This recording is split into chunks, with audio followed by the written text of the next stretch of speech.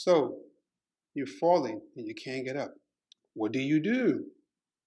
My name is Mustapha Ndanusa. I'm one of the partners at Davis Ndanusa Ikhlas and Salim. I'm going to talk to you briefly about what you do if you're in an accident. Just say, for example, riding your bicycle and a car slowly moving taps you in the back of your wheel and you fall down. What do? You get up and run off? Bad idea. Get back on your bike and take off. Bad idea, because you don't feel a lot of pain, right? Also a bad idea. So what do? Slowly get off of the road, go on the sidewalk, and call the police.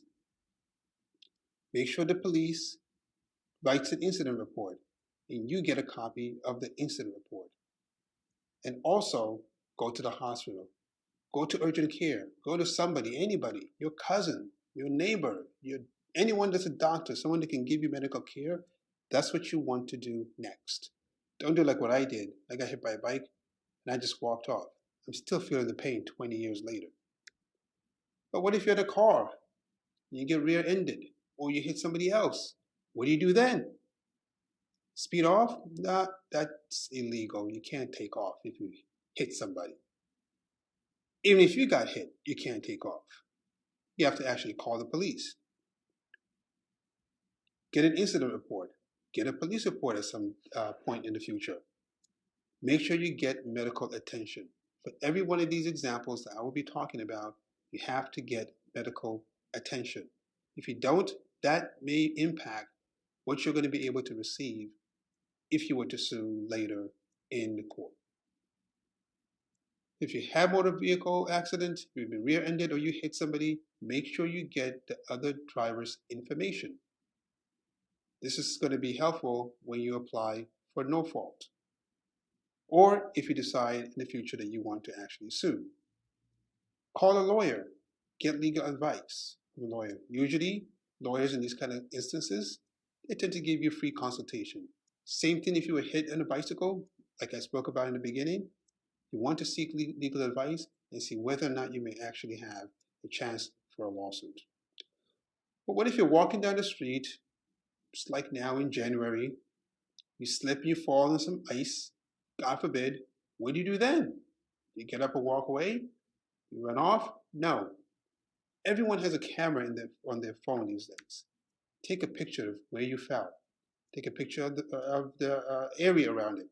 Take a picture of your shoes. Take a picture of the house in front of where you fell. If it's a building, take a picture of the building also. Also, if you're able to, go to the building and ask for a super or ask for someone that is responsible for the house and get the person to write out a report and call the police to the extent you're able to and get an incident report as well.